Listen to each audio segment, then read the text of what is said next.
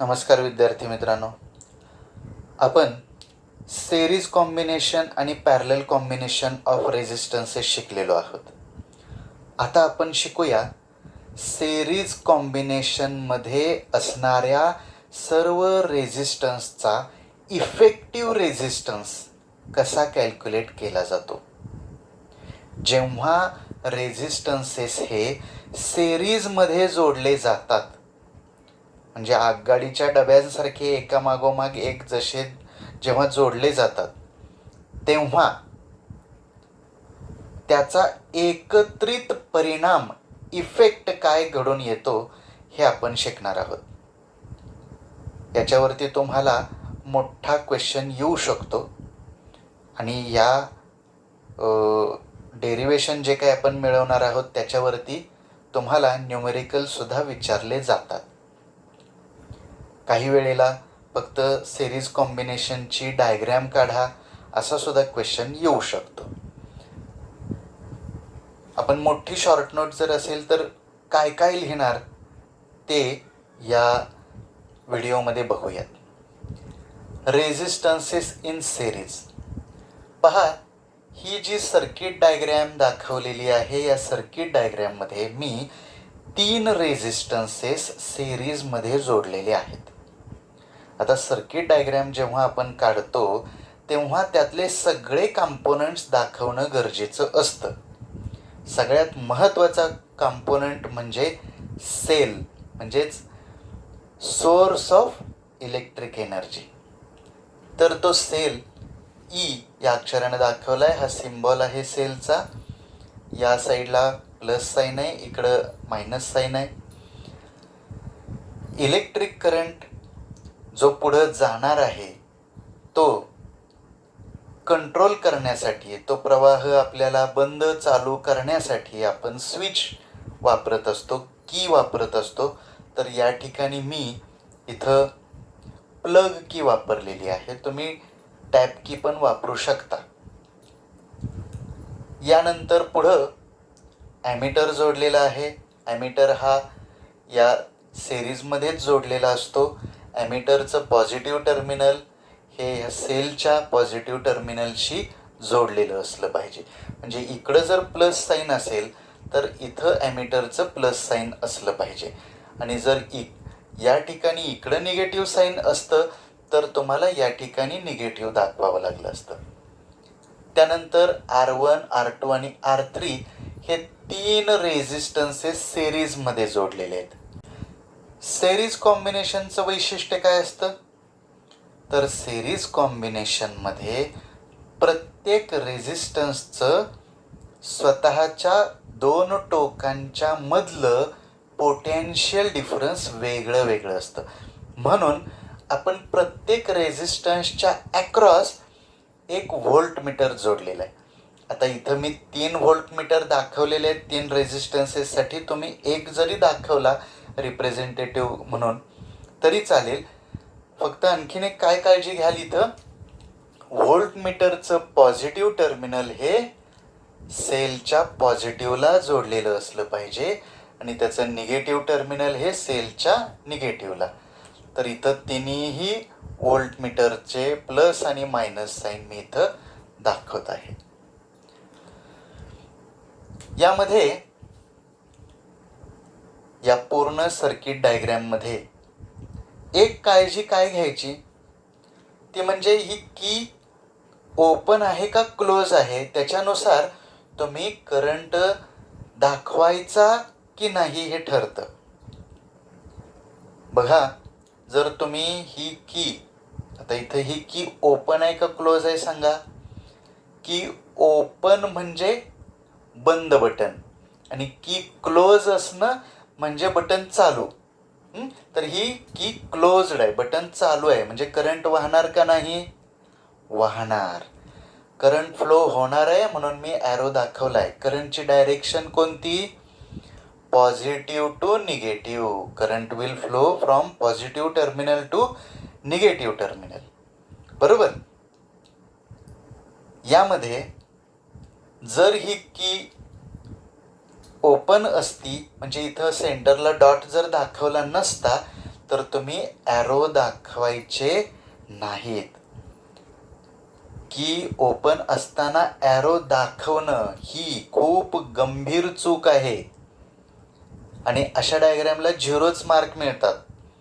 तुम्ही म्हणाल फक्त ॲरोची तर चूक आहे, एवढ्या चुकीसाठी हाफ मार्क गेला तर चालेल, पण तसं नाही.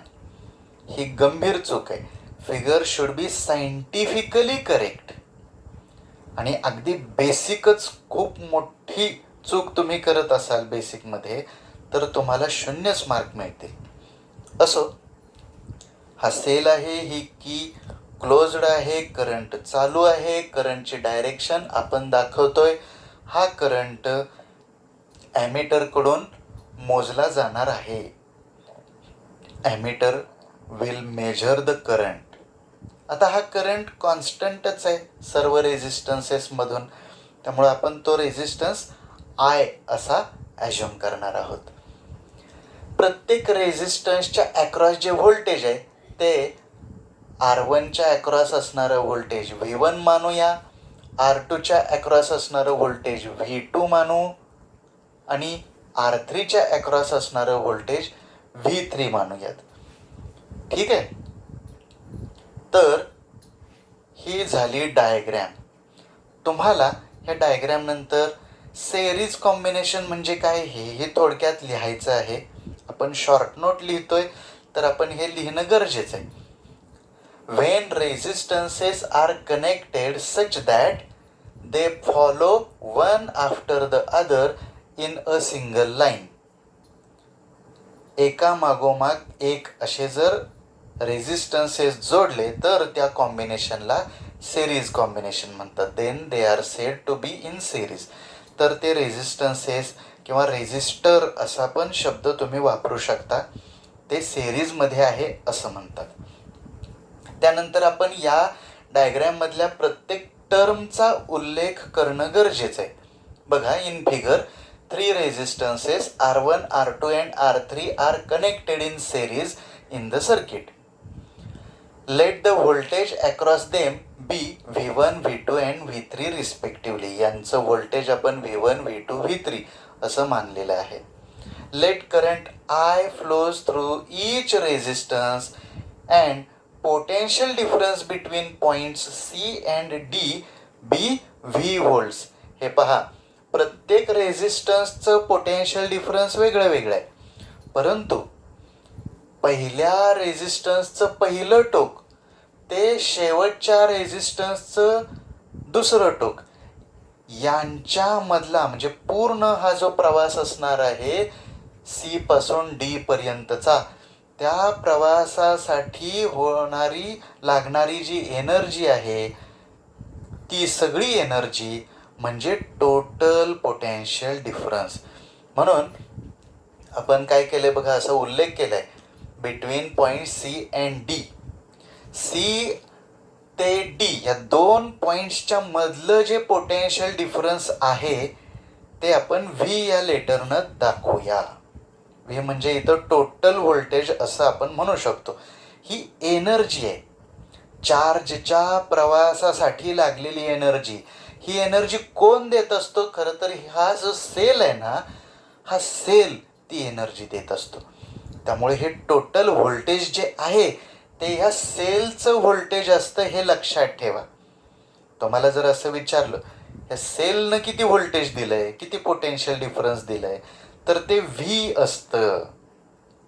एनर्जी प्रोव्हाइड कोण करते? हा सेल, बरोबर. आपण सी पासून डी पर्यंतचं जरी पोटेन्शियल डिफरन्स म्हणत असलो तरी प्रत्यक्षात ते पोटेन्शियल डिफरन्स या सेलच्या पॉझिटिव्ह टर्मिनल पासून ते निगेटिव्ह टर्मिनल पर्यंत अशा संपूर्ण प्रवासाचं असतं. परंतु इथून ते सी पर्यंत किंवा ह्या डी पासून इथपर्यंत आपण एकदम प्युअर कंडक्टर ऑफ इलेक्ट्रिसिटी वापरतोय, चांगला कंडक्टर. त्यामुळे तिथं एनर्जीचा लॉस अगदी कमी होतो, निग्लिजिबल एनर्जी तिथं लागते. म्हणून आपण ह्या प्रवासाचा उल्लेख करत नाही. डायरेक्ट सी पासून डी पर्यंत एवढाच उल्लेख करतोय. ठीक आहे. तर ह्या सर्व टर्मिनॉलॉजी एकदा आपण ह्या डायग्रॅमशी रिलेटेड जेवढ्या आहेत त्या सांगणं गरजेचं आहे. आणि मग आता आपण डेरिवेशनला सुरुवात करूयात. बघा, ह्या 3 रेझिस्टन्सेस वरती ओव्हरकम करून ह्या 3 रेझिस्टन्सचा जो काही विरोध आहे तो ओलांडून पार करून इथून निघालेला चार्ज इथपर्यंत येणार आहे. बरोबर. टोटल प्रवास जो आहे म्हणजे टोटल व्होल्टेज, हे इथलं व्होल्टेज, इथलं व्होल्टेज आणि इथलं व्होल्टेज यांच्या बेरजे एवढं असतं. आपण सिरीज कॉम्बिनेशनमध्ये हे शिकलो की टोटल जे पोटेन्शियल डिफरन्स आहे ते प्रत्येक रेझिस्टन्सच्या अक्रॉस असणाऱ्या प्रत्येक रेझिस्टन्सच्या अक्रॉस असणाऱ्या पोटेन्शियल डिफरन्सच्या बेरजे एवढं असतं. म्हणजे आपण असं लिहू शकतो, V is equal to V1 plus V2 plus V3. बरोबर का. सी पासून इथं येण्याचा जो खर्च आहे प्रवासाचा, म्हणजेच हे पोटेन्शियल डिफरन्स V1, इथून इथपर्यंतचं पोटेन्शियल डिफरन्स V2 आणि इथून इथपर्यंतचं पोटेन्शियल डिफरन्स V3, या तिन्ही पोटेन्शियल डिफरन्सची बेरीज म्हणजे सी आणि डी मधलं पोटेन्शियल डिफरन्स. बरोबर. ओके. आता ओहमचा लॉ काय सांगतो बघा. मी इथं याला इक्वेशन 1 म्हणतो आणि बाय ओहम्स लॉ, ओहमचा लॉ आपल्याला काय सांगतो, V is equal to IR. बरोबर. मी इथं प्रत्येक ह्या V1, V2, V3च्या बाबतीत काय लिहिता येईल ते बघतो. बघा, V1 is equal to IR1. आता हे V is equal to IR असतं, पण आपण फक्त एवढाच विचार करणार आहोत. या ठिकाणी व्होल्टेज काय आहे, V1. या रेझिस्टन्स मधून जाणारा करंट किती आहे, I. करंट हा कॉन्स्टंट असतो, त्यामुळे आपण त्याला I1, I2, I3 असं म्हणायचं नाही. तो सेम असणार आहे आणि त्याला आम्ही I हे लेटर दिलेलं आहे. V1 is equal to I आणि रेझिस्टन्स काय, R1. V2 is equal to, V2च्या बाबतीत काय होईल, करंट I आणि रेझिस्टन्स R2. I R2 आणि V3 is equal to I R3. आता अल्सो V, हे जे V आहे त्याच्याबद्दल पण आपण सांगूया. V is equal to I R S. आता ही काय भानगड आहे, R S. V म्हणजे C पासून D पर्यंतचं टोटल व्होल्टेज, I हा करंट आहे, C पासून D पर्यंत वाहणारा करंट I एवढा आहे. हे R S काय आहे, इथं आम्हाला R1, R2, R3 हेच फक्त दिसत आहेत. तर आपण हे आर एस जे लिहिलेलं आहे, हा आर एस म्हणजे या तिन्ही रेझिस्टन्सच्या सेरीज कॉम्बिनेशनमुळं जो काही इफेक्टिव्ह रेझिस्टन्स तयार झालेला आहे. हे 3 रेझिस्टन्स वेगळे वेगळे जर तुम्ही सेरीजमध्ये जोडले तर त्यांचा एकत्रित इफेक्ट काय असेल, तो कुठला तरी एक रेझिस्टन्सच असेल. त्या रेझिस्टन्सला आपण आर एस म्हणूया. R for resistance, S for series combination. तर R S is the effective resistance effective resistance of series combination.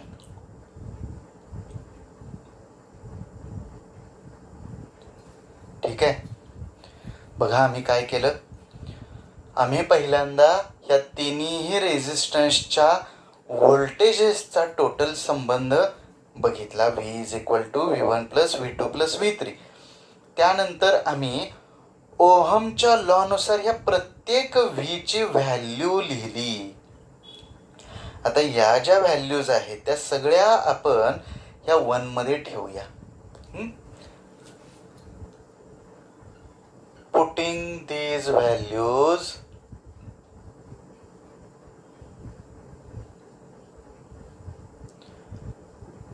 in equation 1. बघा V म्हणजे IRS is equal to V1 IRS1 IR1 plus V2 IR2 आणि V3 IR3. बरोबर का? V म्हणजे IRS, V1 म्हणजे IR1, V2 म्हणजे IR2 आणि V3 म्हणजे IR3. बघा मी या तिघांमधून I कॉमन घेतोय. Therefore IRS is equal to I into bracket R1 plus R2 plus R3. बरोबर का? आणि आता इथं पण I न मल्टिप्लाय केलंय, इथंही I न मल्टिप्लाय केलंय. मी दोन्ही बाजूचं I कॅन्सल करत आहे. म्हणजे कसं करावं लागेल मला? Dividing bye I.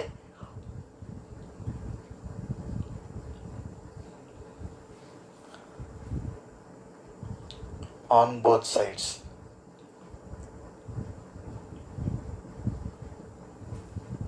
Me I न डिवाइड केलं, इथं काय राहील? I कॅन्सल होईल. RS इज इक्वल टू, इथलं I पण कॅन्सल झालं. काय राहिलं? फक्त R1 plus R2 plus R3. हेच आहे आपलं रिक्वायर्ड एक्सप्रेशन. जेव्हा 3 रेझिस्टन्सेस सेरीजमध्ये जोडले जातात तेव्हा त्यांचा कंबाईन्ड इफेक्ट, त्यांचा इफेक्टिव्ह रेझिस्टन्स हा त्या 3 रेझिस्टन्सेसच्या ॲरिथमॅटिक सम एवढा असतो. काय आपल्याला कळलं? तुम्ही कितीही रेझिस्टन्सेस जोडा सिरीजमध्ये, तुम्ही 2च घेतले रेझिस्टन्सेस तर RS is equal to R1 plus R2 होईल. समजा तुम्ही 10 रेझिस्टन्सेस सिरीजमध्ये जोडले तर RS is equal to R1 plus R2 plus R3 plus R4 plus R5 up to R10 पर्यंत. समजा तुम्ही N नंबर ऑफ रेझिस्टन्सेस जोडले, आपण ते पण बघूयात. For N number of resistances.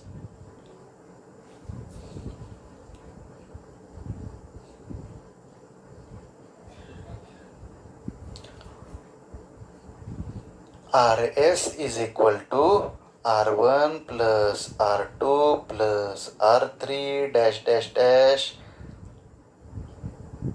up to Rn.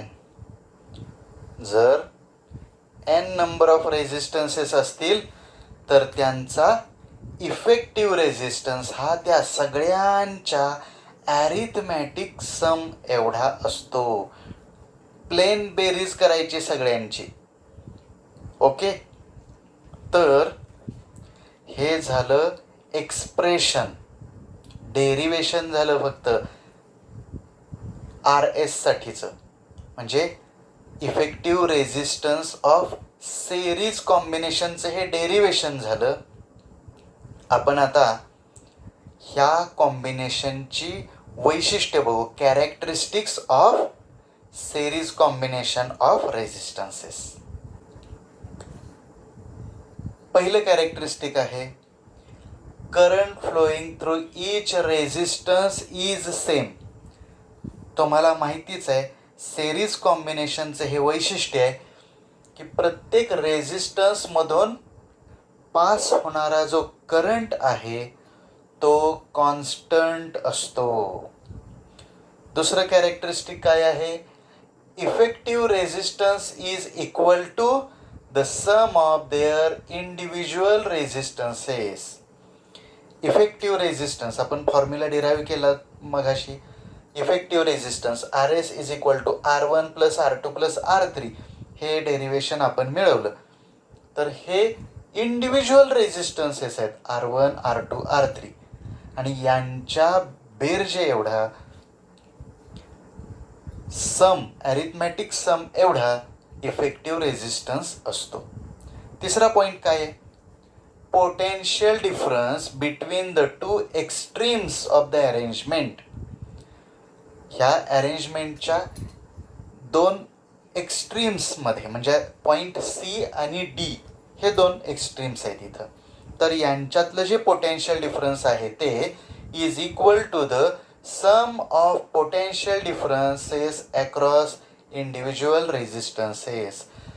प्रत्येक रेझिस्टन्सच्या अक्रॉस असणाऱ्या पोटेन्शियल डिफरन्सच्या बेरजे एवढं ॲडिशन एवढं टोटल पोटेन्शियल डिफरन्स असतो.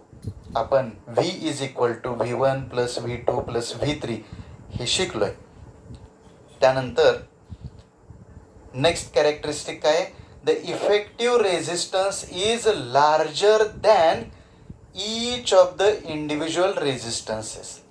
बघा आपण यासाठी एक एक्झाम्पल छोटं घेऊयात. समजा R1 is equal to 5 ohm आणि R2 इज इक्वल टू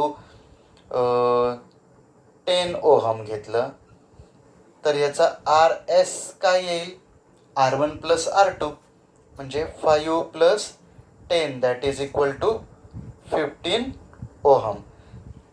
तर इफेक्टिव्ह रेझिस्टन्स किती आहे 15 आणि इंडिव्हिज्युअल रेझिस्टन्स 5 आणि 10 असे आहेत. काय म्हटलं इथं इफेक्टिव्ह रेझिस्टन्स इज लार्जर.